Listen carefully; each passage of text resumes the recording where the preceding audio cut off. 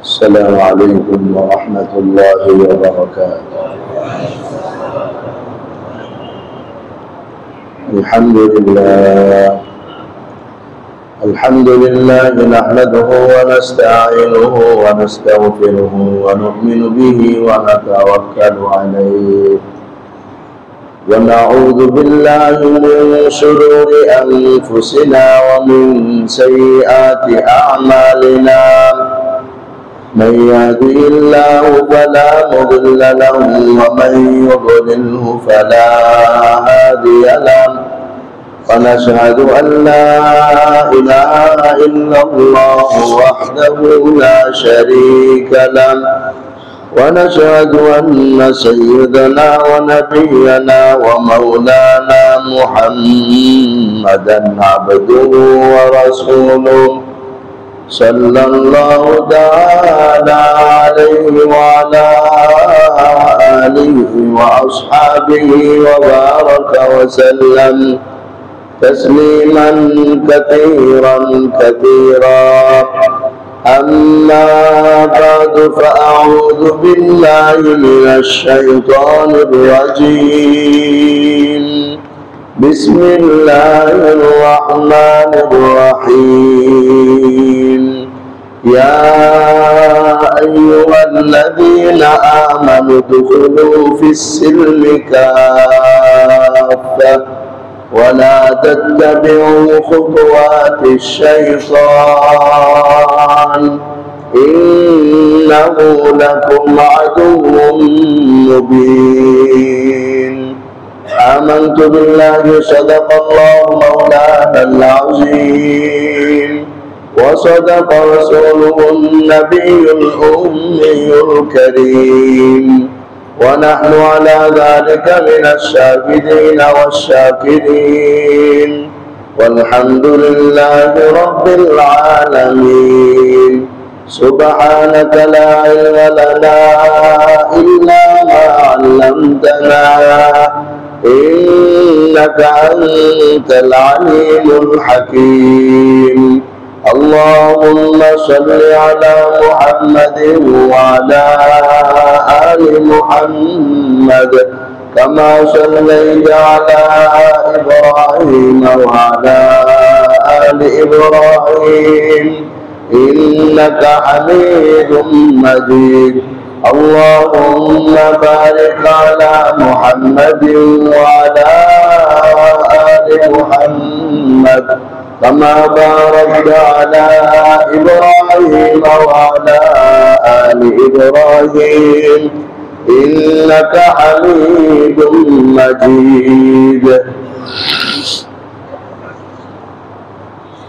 মুহতারাম ইমানি দ্বীনি ভাইরা, আল্লাহ রাব্বুল আলামিনের দরবারে অসংখ্য অগণিত শুকর, যিনি আমাদেরকে জুমার নামাজ আদায় করার জন্য আল্লাহ পাকের ঘরে আসার বসার তৌফিক দান করেছেন। দিল থেকে সকলেই শুকর আদায় করি আলহামদুলিল্লাহ। ইমানি দ্বীনি ভাইয়ের আলোচনা চলছিল ইসলামী সামাজিকতার উপর। কোরআনুল কারীমে আল্লাহ তাআলা ইরশাদ করেন, ইয়া আইয়ুহাল্লাযীনা আমানু দুখুলু ফিস-সিলমি কাফা। হে ঈমানদাররা, তোমরা পরিপূর্ণভাবে ইসলামের মধ্যে প্রবেশ করো, শয়তানের পদাঙ্ক অনুসরণ করো না। সুতরাং যিনি ইসলামের ভিতরে পূর্ণাঙ্গভাবে প্রবেশ করবেন তিনি হবেন খাঁটি মুসলমান, আর যিনি শয়তানের পদাঙ্ক অনুসরণ করবেন তিনি দুই প্রকার, হয় সরাসরি বেঈমান বা ঈমানের ভিতরে থাইকাও শয়তানের পদাঙ্ক অনুসরণ। যদি ঈমানের ভিতরে থাইকা শয়তানের পদাঙ্ক অনুসরণ করে তাইলে ভেজাল মুসলমান।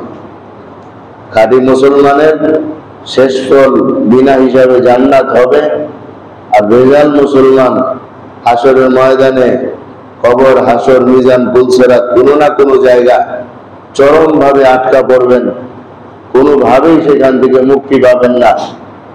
হয় আল্লাহ দয়া করে জান্নাত নসিব করবেন, নতুবা জাহান্নাম থেকে কিছুদিনের জন্য শাস্তি ভোগ করে পুনরায় জান্নাতে আসবেন। আমার ইমানদার দ্বীনি ভাইরা, আমরা কেউ ক্ষণিকের জন্য জাহান্নামে যেতে প্রস্তুত না। সবাই বিনা হিসাবে জান্নাতে যাওয়ার আশাবাদী।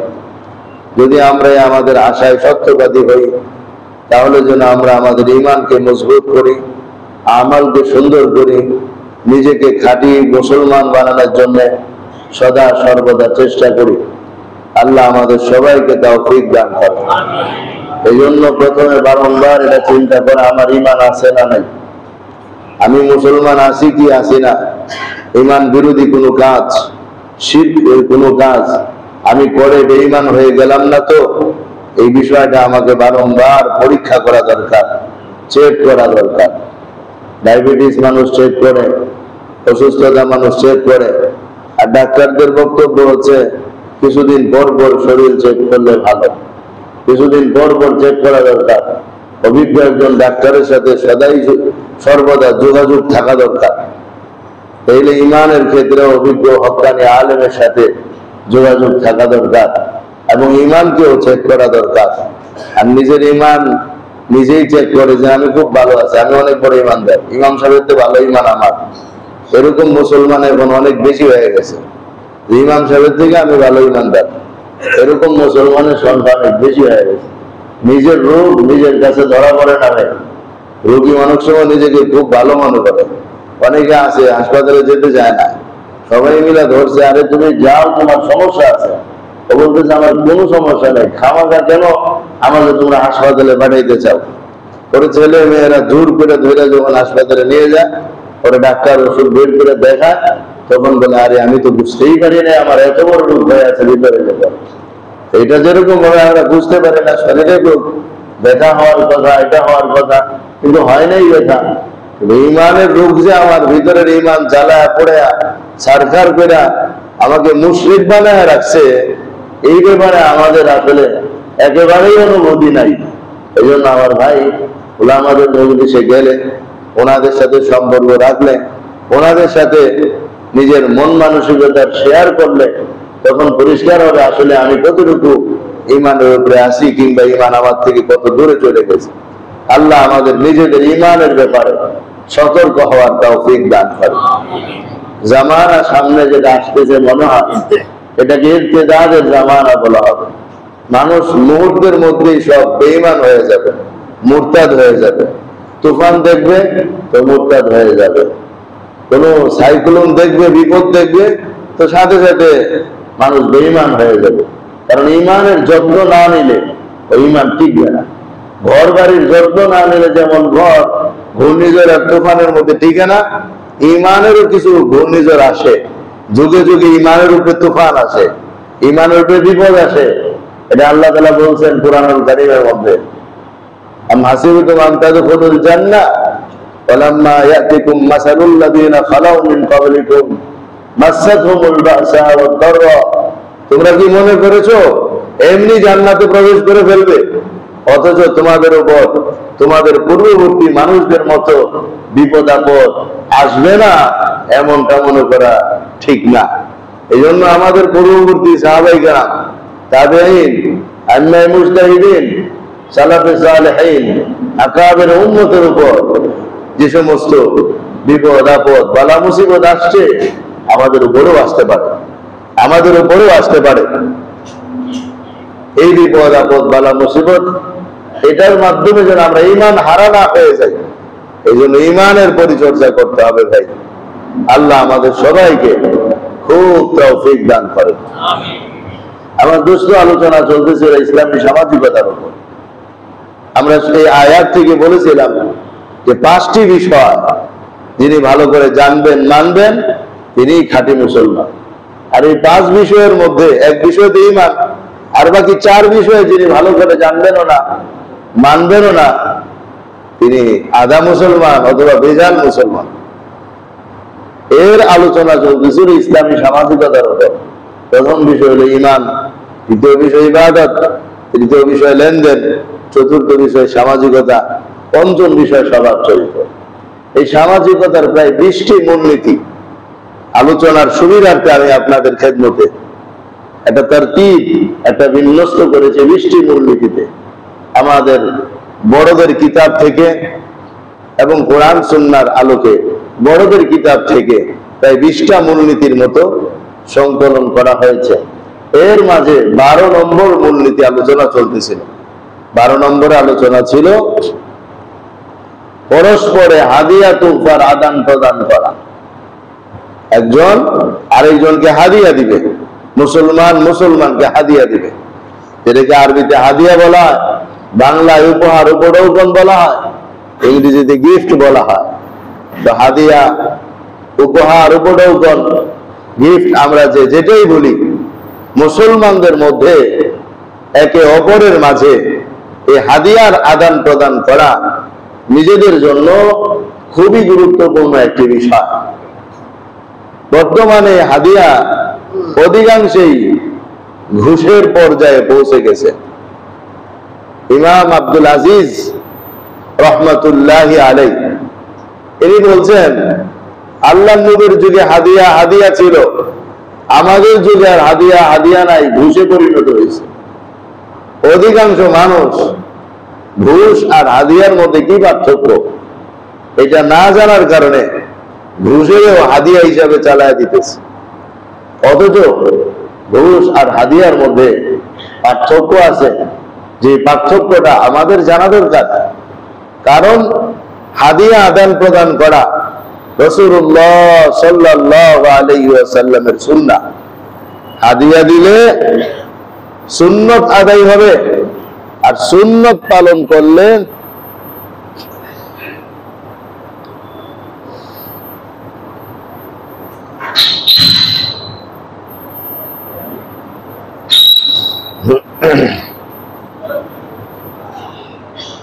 লা ইলাহা ইল্লাল্লাহ আস্তাগফিরুল্লাহ। তো হাদিয়া দিলে সুন্নত আদায় হবে, আর সুন্নত পালন করলে সওয়াব আছে না নাই ভাই? আর হাদিয়া হলো সুন্নত, তাহলে সুন্নত আদায় করলে সওয়াব হয়, সুতরাং হাদিয়া দিলেও কি হয়? সওয়াব হয়। পক্ষান্তরে ঘুষ হলো ইসলামে জঘন্যতম একটি হারাম কাজ, আর হারাম কাজ যেই নামেই হোক সওয়াব হবে না গুনাহ হবে ভাই?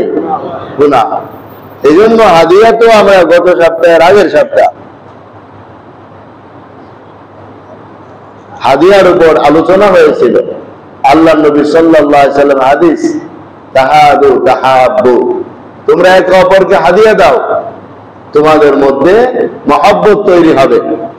আরেক হাদিসের মধ্যে আল্লাহ নবী বলছেন, হাদিয়া অন্তরের বিদ্বেষ, ক্রোধ, ভীষণ হিংসা এগুলোকে দূর করে দেয়। এখন হাদিয়া যদি হাদিয়ার মতো হয় তাহলে অবশ্যই সেটা দূর হবে, আর হাদিয়া যদি ঘুষের নামে হয় তাহলে সেটা দূর করবে না, বরং আরো তৈরি করবে। হিংসা, বিদ্বেষ, শত্রুতা আরো বেশি তৈরি করবে। তো ঘুষের মাধ্যমে হিংসা, বিদ্বেষ, শত্রুতা তৈরি হয়, আর হাদিয়ার মাধ্যমে হিংসা, বিদ্বেষ, শত্রুতা দূর হয়। এখন যদি হাদিয়াকে, ঘুষকেই হাদিয়া নামে চালায় দেওয়া হয়, তাইলে দুনিয়ার মার্কেটে যেমন 2 নম্বর মাল 1 নম্বর মালে চলে না, ঠিক তেমনি ভাবে হাদিয়াও, ঘুষের নামে হাদিয়াও আল্লাহর কাছে হাদিয়া হবে না, ঘুষই থাকবে আমার দোস্ত। এই জন্য পার্থক্যটা আমরা কয়েকটা কিতাব থেকে একাধিক সংজ্ঞা হাদিয়া এবং ঘুষের পেশ করতেছি, যেন এই সংজ্ঞার মাধ্যমে আমাদের প্রত্যেকের কাছে কোনটাকে হাদিয়া বলা যাবে, কোনটাকে ঘুষ বলতে হবে, সেটা যেন পরিষ্কার হয়ে যায়। আর পরিষ্কার হওয়ার জন্যই সংজ্ঞাগুলো দরকার। এই জন্য আমি একাধিক বই পুস্তক থেকে, আরবি অভিধান থেকে আমি সংজ্ঞাগুলো আপনাদের পড়ে শোনাচ্ছি। আরবি অভিধান মুআজামুল ওয়াসিত, আরবি অভিধান মুআজামুল ওয়াসিত, তার মধ্যে সংজ্ঞা লেখা হয়েছে, আল হাদিয়াতু আল আরুস, হাদিয়া হলো উপহার, মা ইউকদ্দিমুল করিব আবিস সাদিক মিন আত-তুহফি ওয়াল আলতাফ, যেটা বন্ধু নিকটবর্তী মানুষগণকে, বন্ধুদেরকে অথবা নিকটবর্তী মানুষদেরকে যে গিফট, উপহার, উপঢৌকন দেওয়া হয় সেটাকেই হাদিয়া বলে। ঘুষ কাকে বলে? আর রিশওয়া মা ইউতা লিকাযাই মাসলিহাতিন, যা কোনো উদ্দেশ্য পুরা করার জন্য দেওয়া হয় তার নাম হলো ঘুষ। আও মা ইউতা লিইহকাকি বাতিলিন, অথবা কোনো অন্যায়কে প্রতিষ্ঠিত করার জন্য যে বান্ডেল দেওয়া হয় তার নাম ঘুষ। আও ইবতালি হাক্কিন, অথবা কোনো হক অথবা সত্যকে ধামাচাপা দেওয়ার জন্য যে বান্ডেল দেওয়া হয় তার নাম। এই সংজ্ঞাগুলোর মাধ্যমে আমাদের কাছে পরিষ্কার হবে ইনশাআল্লাহ। কারণ এটা তো একটা বিষয় যে আমাদের বোঝা দরকার কোনটা হাদিয়া কোনটা ঘুষ। যখন হাদিয়ার প্রশ্ন আসে আমরা লেনদেন করব, সওয়াব হবে, জান্নাত নসিব হবে, আল্লাহ আল্লাহ রসুল খুশি হবে। যখন বুঝবো এটা ঘুষ হয়ে যাচ্ছে আমরা বিরত থাকবো, জাহান্নাম থেকে আমরা বাঁচতে পারবো, আল্লাহ এবং আল্লাহ রসুল আমাদের উপর খুশি হবে।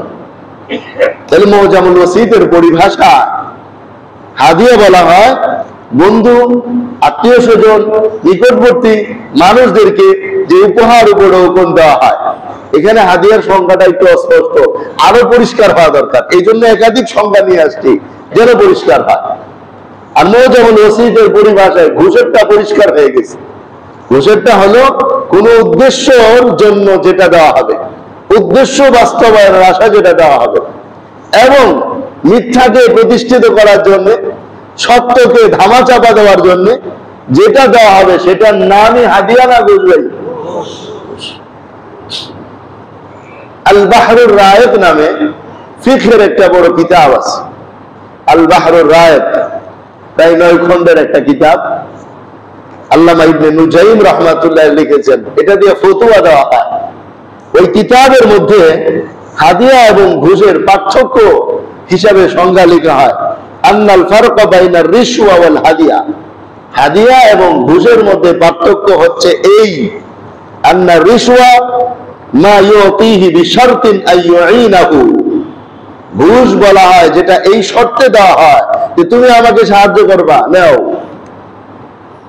এবার সাহায্য ভালো হোক কিংবা মন্দ হোক, সাহায্যের শর্তেই যেটা দেওয়া হয় সেটার নামই কি ভাই? ঘুষ। সাহায্যের শর্তে যেটা দেওয়া হয় সেটার নামই ঘুষ। ওয়াল হাদিয়া লা শারত মাআহা, হাদিয়া হলো ওইটা যার মধ্যে কোনো শর্তই নাই। এখন কিন্তু আমাদের সামনে পরিষ্কার হয়ে যাওয়াটা স্বাভাবিক। ঘুষ হলো ওইটা যেটা দেওয়া হয় এই শর্ত করে যে তুমি আমাকে সাহায্য করবা। সত্য সাহায্য হোক, মিথ্যা সাহায্য হোক, ন্যায়ের সাহায্য হোক, অন্যায়ের সাহায্য হোক, যেভাবেই হোক তোমাকে আমার সাহায্য করতে হবে, না ওটা রাখো। তাহলে এটা কি হলো ভাই? অথবা কাজ শেষে দেওয়া হবে, জানা দেওয়া হয়েছে, কোনো অসুবিধা নাই, পেয়ে যাবা, এটার নাম কি হাদিয়া? কি ভাই? এটার নাম ঘুষ। আর হাদিয়া কি? যার মধ্যে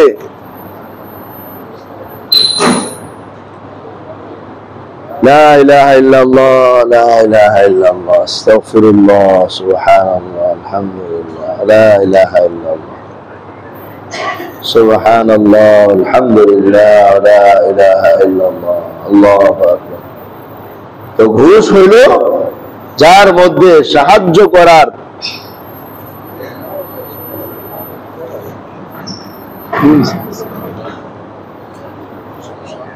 لا إله إلا الله محمد رسول الله أستغفر الله أستغفر الله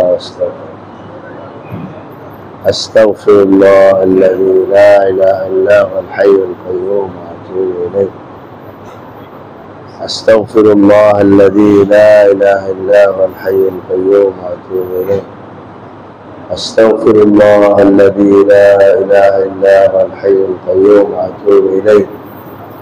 তো ভাই হাদিয়া হলো যার মধ্যে কোনো শর্ত নাই, কোনো শর্তারোপ করা হবে না, বিনা শর্তে দেওয়া হবে, এবং এটার কারণে তার ভিতরে সাহায্য পাওয়া কিংবা কিছু দেওয়া এরকম কোনো উদ্দেশ্য আসবে না। বিনা শর্তে যেটা দেওয়া হয় তাকে বলে হাদিয়া। শর্তের সাথে যেটা দেওয়া হয় ওটার নাম কি ভাই? এটার নামই ঘুষ। এটা তো গেল আল বাহরুর রায়েত থেকে। এছাড়াও আমাদের বাংলা অভিধান আছে, বাংলা অভিধান যেটা আছে বাংলা একাডেমির, ওটার মধ্যে এই কথাই দেওয়া আছে যে কোন উদ্দেশ্য অর্জন করার জন্য বিচারক কিংবা অন্য কোনো উপরস্থ কর্মকর্তা থেকে অবৈধ সহায়তা লাভের জন্য যা দেওয়া হয় তাকেই বলা হয় ঘুষ। আর হাদিয়া কি কোনো শর্ত আছে ভাই? লা ইলাহা ইল্লাল্লাহ, আস্তাগফিরুল্লাহ, আস্তাগফিরুল্লাহ। তাহলে এতক্ষণের আলোচনার দ্বারা আমাদের সামনে এটা পরিষ্কার হয়েছে কিনা ভাই? কোনটা হাদিয়া হবে কোনটা ঘুষ হবে বুঝতে পারছি তো আমরা। এবার আসেন রাসূলুল্লাহ সাল্লাল্লাহু আলাইহি ওয়াসাল্লামের একখানা হাদিস। যত সংজ্ঞা এতক্ষণ বলা হলো এই সব সংজ্ঞাকে আরো পরিষ্কার করে দিবে আল্লাহ নবীর এই হাদিস। আল্লাহ নবী সাল্লাল্লাহু আলাইহি ওয়াসাল্লাম বলেন, আবু দাউদ শরীফ 3541 নম্বর হাদিস, মান শাফা লি আখিহি শাফাআতান, যে ব্যক্তি তার কোনো ভাইয়ের জন্য সুপারিশ করলো, ফাআদা লাহু হাদিয়াতান আলাইহা, এই সুপারিশ করার কারণে সে সুপারিশকারীকে কিছু হাদিয়া দিল, ফাকাবিলাহা, ওই ব্যক্তি হাদিয়াটা কবুল করলো, ফাকাদ আতা বাবান আযীমান মিন আবওয়াবির রিবা, সে সুদের এক বড় দরজায় প্রবেশ করলো। এখানে রিবা মানে সুদ। মুহাদ্দিসিনে কেরাম এখানে রিবার ঘুষের অর্থ নিয়েছেন, অর্থাৎ সে ঘুষের এক বড় দরজাকে উন্মোচন করলো। এটি আল্লাহ নবীর কথা না যে একজন একজনের জন্য সুপারিশ করলো, সে খুশি হয়ে তাকে কিছু দিল আর সে এটা কবুল করলো। আল্লাহ নবী সতর্ক করলেন সে ঘুষের এক বিরাট দরজা উন্মোচন করলো। এইলে কতটুকু সতর্ক থাকার জন্য মুসলমানদেরকে আল্লাহ নবী নির্দেশনা দিচ্ছেন যে একে অপরের জন্য সুপারিশ করা এটা তো ইবাদত। একে অপরের জন্য সুপারিশ করে দেওয়া এটা তো ইবাদত। কারণ এই হাদিসের মধ্যে আসছে আল্লাহ তাআলা ততক্ষণ পর্যন্ত বান্দাকে সাহায্য করবেন যতক্ষণ পর্যন্ত বান্দা তার ভাইকে সাহায্য করবে। তাইলে এখানে একজনকে একটু কথা বলে সুপারিশ করে দেওয়া, কারো ব্যাপারে একটু বড়র কাছে সুপারিশ করে দেওয়া, এটা একটা ইবাদত। বরং এইটার কারণে যদি সে তার কাছে কিছু পাওয়ার আশা রাখে তো ওটা তো নির্ঘাত সুদে ঘুষে পরিণত হবে। আর যদি বিলকুল কোনো আশা না থাকে, আগের থেকে তাদের দুজনের মধ্যে হাদিয়ার আদান প্রদানের অভ্যাস থাকে, তাইলে অন্তত পক্ষে ঘুষের দরজা থেকে বাঁচা যাবে।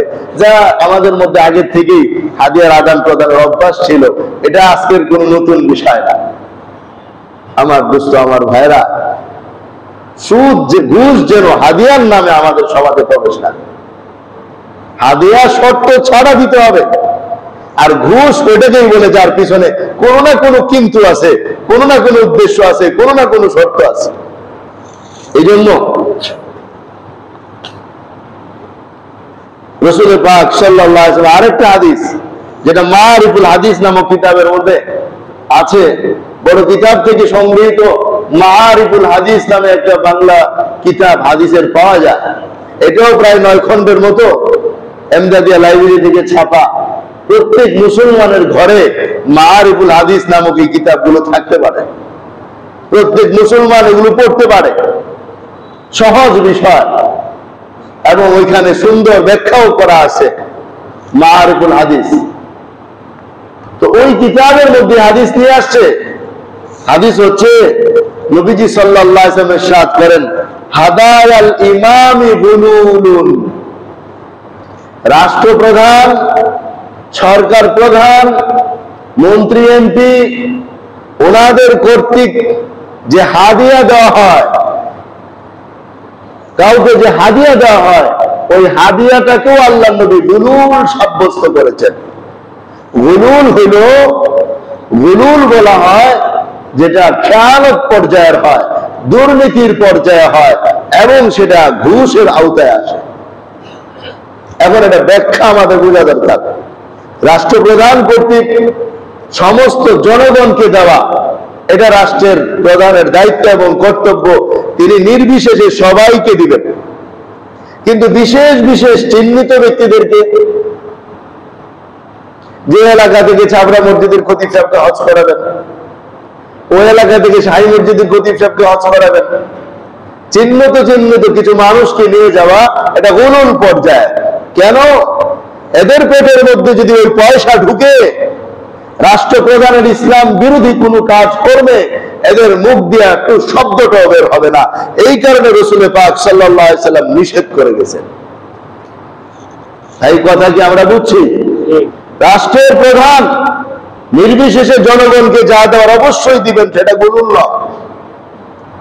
সেখানে যদি মাথা পিছু 10,000 করে মাসিক বাজেট হয়, সেখানে আলেমও পাবে, সাধারণ মানুষও পাবে, সবাই পাবে।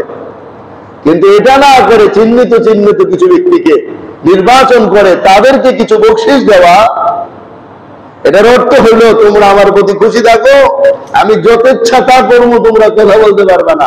এটা মুখে বলতে হবে না, কাজে সেটা বাস্তবায়ন হবে।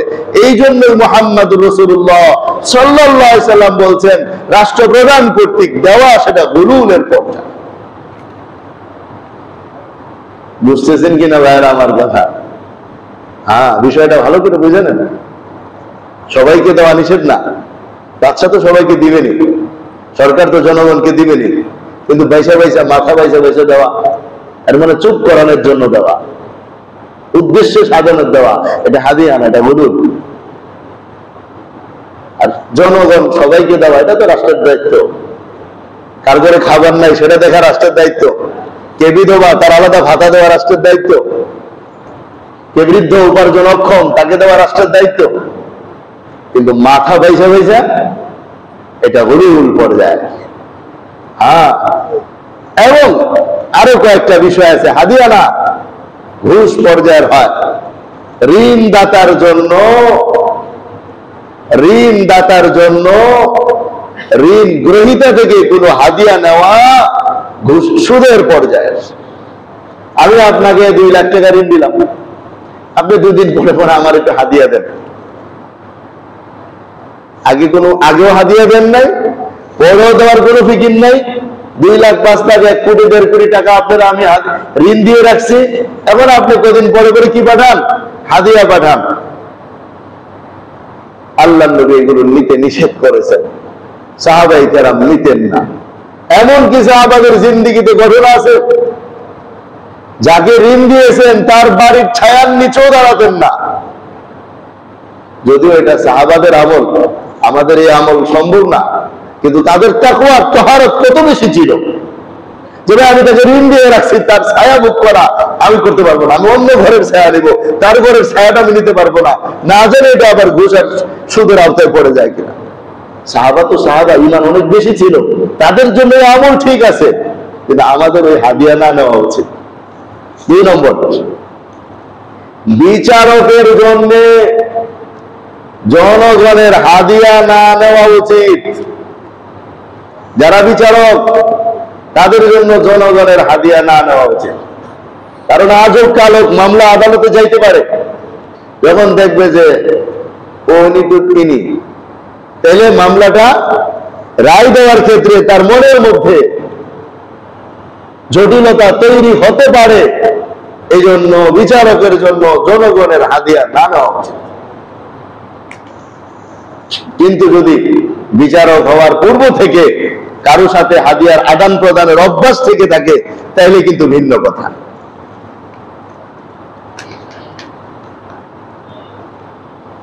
সরকারি কর্মকর্তা কর্মচারী যখন তারা সরকারি কাজে কর্মে যান, ওই সময় যদি তাদেরকে কেউ কোনো হাদিয়া দেয়, ওই হাদিয়াও তাদের না নেওয়া উচিত। বাড়িতে মিটার চেক করতে আসছে, আপনি হাদিয়া দিয়ে দিলেন, ওটা হাদিয়া ভাই? ট্রেনে টিকিট চেক করতে আসছে, আপনি চুপে চুপে হাদিয়া দিয়ে দিলেন, ওটা হাদিয়া ভাই? বিদেশ থেকে মালামাল আনছেন, সরকারি নিয়ম আছে, সরকারকে ট্যাক্স দিয়ে আনতে হবে, আপনি ট্যাক্স ফাঁকি দেওয়ার জন্য গোপনে ধরায় দিলেন, ওটার নাম হাদিয়া ভাই? সব ঘুষ আর হারাম আমাদের সমাজে রন্ধ্রে রন্ধ্রে ব্যক্তিকে ধরে আছে। বলেন এবার, এই হারাম খায়া, এই হারাম দিয়া আমরা যদি মাঠে গিয়ে আল্লাহর কাছে কান্নাকারি করি, আমাদের এই কান্না আসমানে পৌঁছবে ভাই? আগে তো হারাম ছাড়তে হবে, আগে সুদ ঘুষের হারাম আমাদের শরীর থেকে বের করতে হবে, খাটিয়ে দিলে আল্লাহর কাছে তওবা করতে হবে। এই কোন জায়গায় আজকে সুদ নাই, ঘুষ নাই? কোন জায়গায় নেই? একটা জায়গায় বের করতে পারবেন না। সব জায়গার ভিতরে কে করতেছে? আমি আপনি করতেছি, ঠেকায় করে দিতেছি আর উৎসুক হয়ে খাচ্ছি। এখন এই যে মাসলা আসো ঠেকাই করে দেওয়া, এই একটা সূরতে ঘুষ দেওয়া অনুমতি আছে, ঠেকাই করে দেওয়া, কিন্তু খাওয়ার কোনোভাবে অনুমতি নাই। ঠেকাই করে কেউ খাইছে সুদ, এটা কি ঘুষ? এটা কি হয়? আমি তো আসলে খাইতে চাই নাই, তবে ঠেকাই করে এই ঘুষটা খাইছি, এটা কি হয় ভাই? ঠেকাই করে দেওয়া যায়, কিন্তু ঠেকাই করে খাওয়া যায় না। আপনি কিসের ঠেকাই করছেন? না দেখবেন হয় না, না হয় কাজটা আপনি ফিরিতে কাজটা করে দিতেন তো হয়েই যেত। আপনি আবার কিসের ঠেকাই করে খাইছেন? ভাই ঠেকাই করে খাওয়ার কোনো সুরত নাই, ঠেকাই করে দেওয়ার সুরত আছে।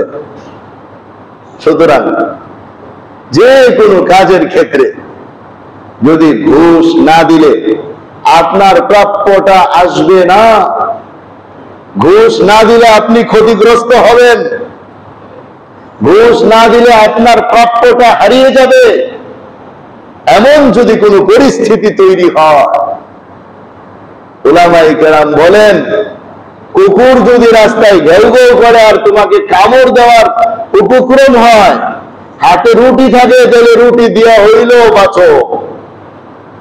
ঠিক এই কথাটাই সেই মাসলা।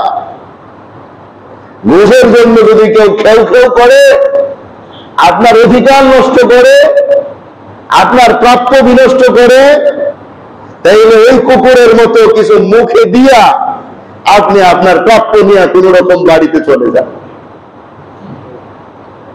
এটা উলামায়ে কেরাম এইভাবেই বলেন ভাই। কারণ ঘুষ দেওয়া তো এই একটা পদ্ধতিতেই ঠেকা বুঝাবে, আর বাকি সব পদ্ধতিতে খাওয়াটা সম্পূর্ণরূপে হারাম এবং কবিরা গুনাহ। আমার ঘুষের ক্ষতি কতটুকু? আল্লাহ নবীর হাদিস মুসনাদ আহমদ 17,822 নম্বর হাদিস। আল্লাহ নবী বলেন, মা মিন কওমিন ইউযহারু ফীহিম আর-রুশা ইল্লা উখিযু বির-রাব। যে কোন জাতির ভিতরে যদি ঘুষের প্রচলন ব্যাপক হয়ে যায়, আল্লাহ তাআলা ওই জাতির ভিতরে ভীরুতা, ভয় ঢেলে দেন। ফলে এরা বীর পুরুষ হইতে পারে না, ইঁদুরের মতো জীবন যাপন করে।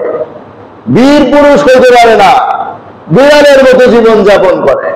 কেন? ঘুষের আদান প্রদান এত বেশি, এরা সাহস হারায় ফেলছে, সাহস হারায় যাবে, শক্তি হারায় যাবে। জন্য ঘুষ যারা খায়, হিম্মত থাকে না, সাহস নাই, কিছু করতে পারবে না। আল্লাহ নবী বলছেন এই কথা ভাই, মুসনাদ আহমদ শরীফের হাদিস। এবার আসেন ঘুষের শাস্তিটা কি হবে? ঘুষের শাস্তিটা কি হবে? এরা ঘুষ খায়, ঘুষ দেয়, শাস্তিটা কি হবে?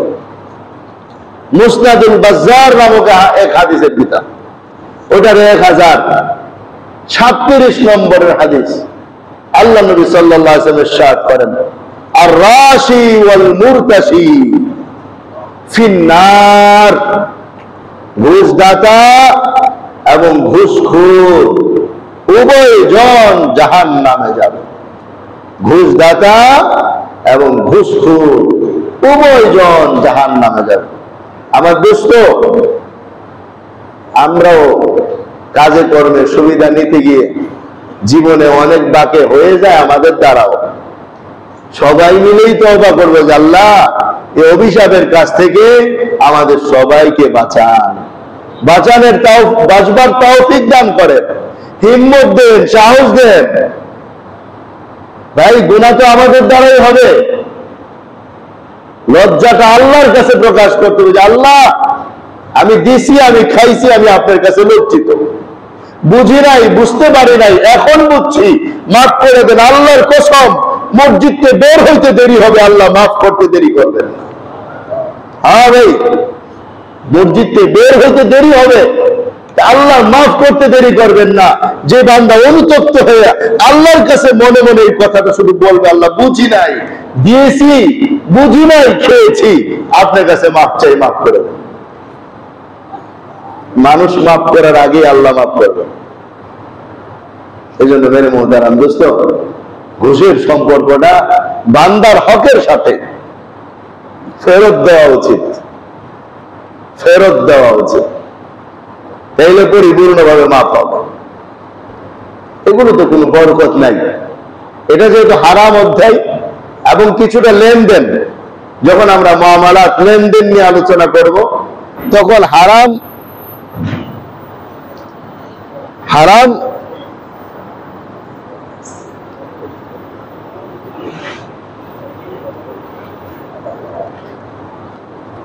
لا إله إلا الله استغفر الله سبحان الله الحمد لله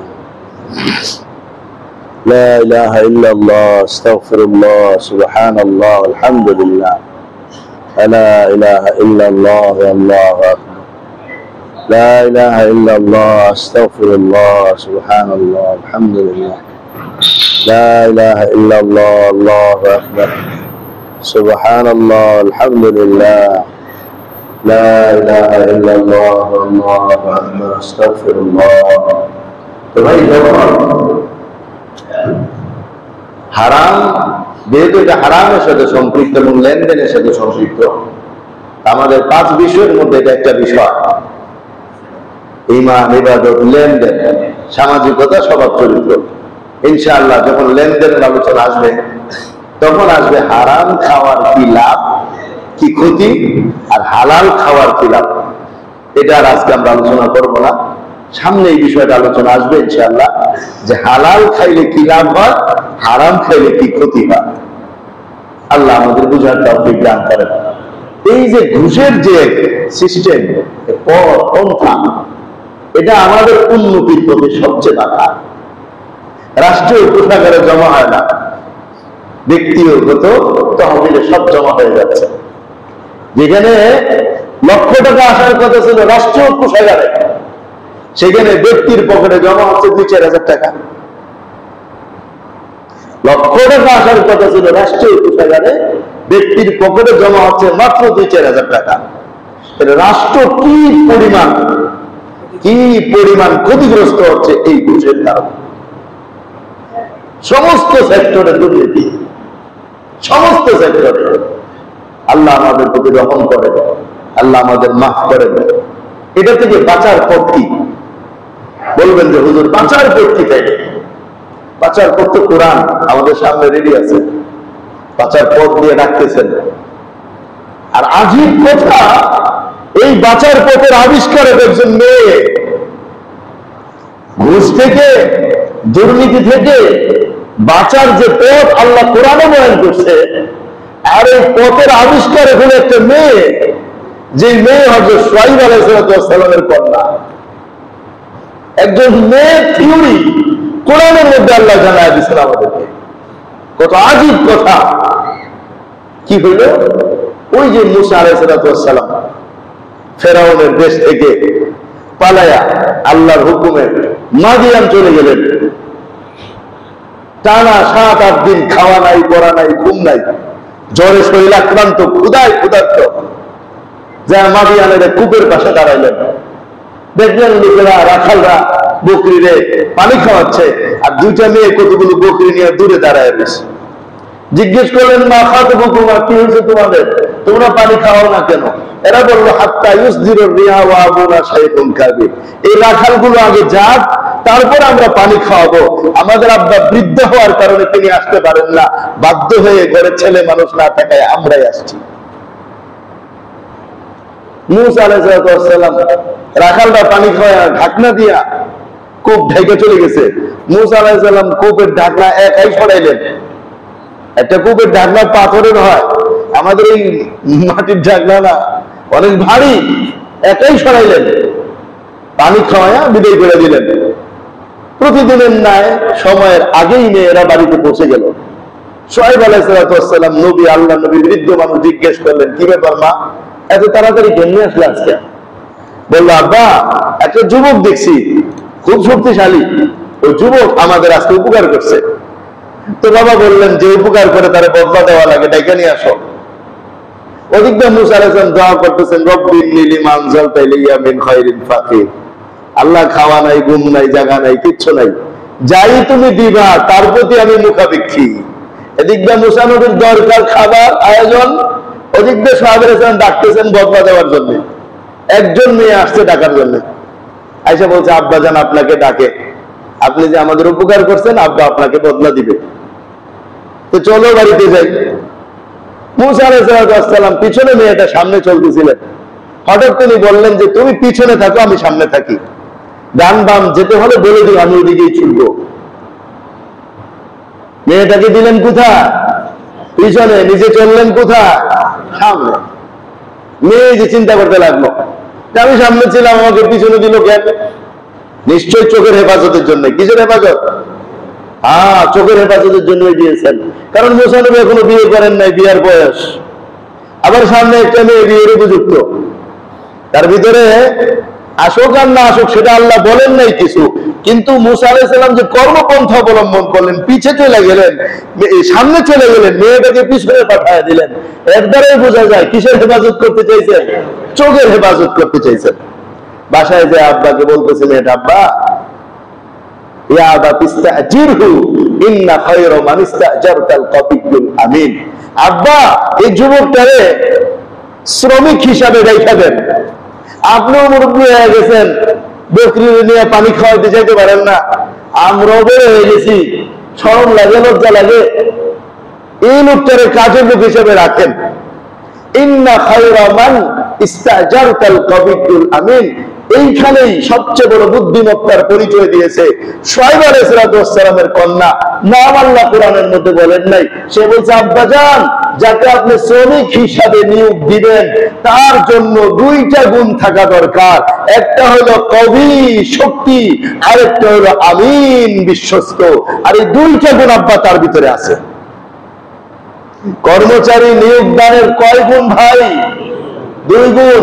একটা হলো যেই কাজের জন্য নিয়োগ দেব সেই শক্তি তার আছে কিনা, সেই জ্ঞান আছে কিনা, সেই বিদ্যা আছে কিনা, সেই ইলম আছে কিনা, তাকে আগে জানতে হবে। 2 নম্বর, তার ভিতরে আমানতদারি আছে কিনা, আমানতদারি আছে কিনা, এইটা জানতে হবে। এই 2 গুণ জেনে তারপরে কর্মচারী নিয়োগ দিলে ইনশাআল্লাহ কোরআনের কথায় দুর্নীতি হবে না। আজ কি দেখে নির্বাচন করা হয়? কেবলই সার্টিফিকেট, কেবলই সার্টিফিকেট। আর বান্ডে দিলে সার্টিফিকেটও ঠিক মতো লাগে না, নীলক্ষেতের সার্টিফিকেটই যথেষ্ট। প্রতিষ্ঠানের সার্টিফিকেট লাগে না, নীলক্ষেতের পর্যন্ত এটা সম্পূর্ণ কপি বানায় দিতে পারে, ওটা হলো নীলক্ষেত প্রতিষ্ঠানের সার্টিফিকেটই যথেষ্ট।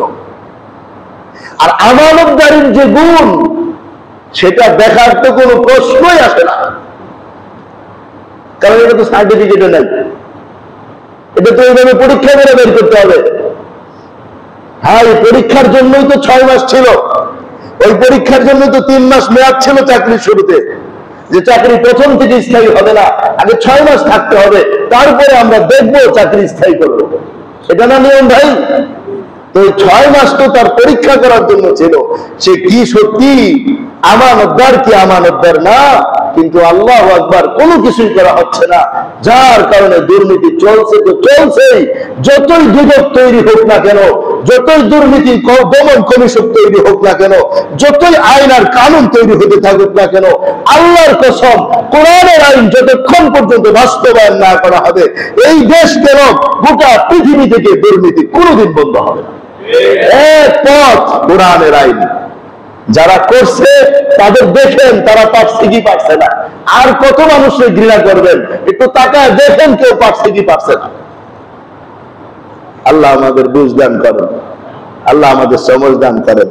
আমার দোস্ত, কথাগুলো অনেক প্রয়োজন ছিল, এজন্য আমি বিস্তারিত কথাগুলো খুবই আস্তে আস্তে ঘুষ আর সুদের সংজ্ঞার মাধ্যমে আমরা আমাদের কাছে পরিষ্কার করতে চেষ্টা করেছি এ বয়ান আমার জন্য। বয়ান কার জন্য বলেন? কার জন্য ভাই? আমার জন্য বয়ান। আমিও মনে করি এটা আমার জন্য বয়ান, আপনিও মনে করেন আপনার জন্য বয়ান। আমরা মানবো কিনা ভাই? মাননে ওয়ালা জিন্দিগি মুসলমানের জিন্দিগি, না মাননে ওয়ালা জিন্দিগি আবু জাহেলের জিন্দিগি। না ভাই, মাননে ওয়ালা জিন্দিগি হযরত আবু বকরের জিন্দিগি, হযরত ওমরের জিন্দিগি, হযরত ওমর উসমানের জিন্দিগি, সমস্ত সাহাবার জিন্দিগি। আর না মাননে ওয়ালা জিন্দিগি কার ভাই? আবু জাহেলের জিন্দিগি। আল্লাহ আমাদের তৌফিক দিয়ে দেন। এই তুচ্ছ এই দুনিয়া কয়েকদিনের জন্যই তো আসছে, বানাইলে কি আর নিয়ে যেতে পারবো? সত্য রাইখেই যাবো। কার জন্য এত কিছু আয়োজন? আরে ওরা তো দুদিন আগে লেখায় মেরে ফেলেছে ছেলে বাপরে, বলি না এটা আপনাদের কাছে? এক ভিডিও একজন দেখেছে আমাকে, ছেলে বাবাকে সম্পত্তির কারণে প্রথমে 2 হাতে অনবরত ঘুষি, তারপরে লাথি, শেষমেশ ঘরের ভিতরে বাবা মারা গেল। আর কোন গরিবের বাড়ির কথা বলছি না, বাড়িতে সিসি ক্যামেরাও ছিল এবং সুন্দর পরিবারী বাড়ি ছিল। যে চেয়ারের মধ্যে বসা ছিল বাবা, দামি চেয়ারে বসা ছিল।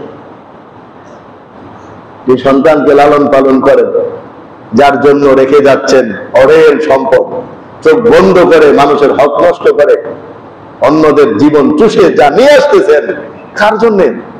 তার কাছেও আপনার আমার নিরাপত্তা নেই। দোস্ত আমার, আপনার নিরাপত্তা তো আল্লাহ দিবেন। হালালের উপরে থাকি আমরা সবাই, নিরাপত্তা কে দিবে আমাদেরকে? হারামের ভিতরে গেলে ওই বাহিরের শত্রু কিছু না করতে পারলেও ঘরের সন্তানকেও শত্রু বানায় দিতে পারেন কে? আল্লাহ আমাদের বুঝার তৌফিক দান করেন, আমল করার তৌফিক দান করেন।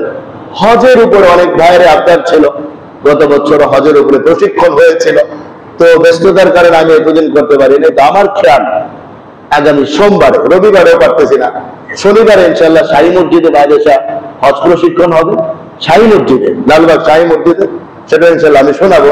আর সোমবারে আমাদের এখানে ইনশাআল্লাহ হজ প্রশিক্ষণ হতে পারে। এশারের নামাজের পর আমরা যারা হজে যেতে ইচ্ছুক, আজ হোক কাল হোক, এই বছর হোক, পরের বছর হোক, শিখা দরকার আছে না নাই ভাই? এই জন্য বারবার শুনে শিখে রাখি। আর যদি শনিবার এই সোমবারের আগে আমাদের এলাকার কারো ফ্লাইট হয়, কষ্ট করে শাহী মসজিদে, লালবাগ শাহী মসজিদে শনিবারে এশারের নামাজ পড়েন, তো ইনশাআল্লাহ সেখানেও কিছু আলোচনা হবে, আমরা সেখান থেকে শুনে নিতে পারি। আল্লাহ তাআলা আমাদের সবাইকে এই কথাগুলোর উপর সুন্দরভাবে আমল করার তৌফিক দান করেন। ওয়া আখিরু দাওয়ানা আলহামদুলিল্লাহি রাব্বিল আলামিন।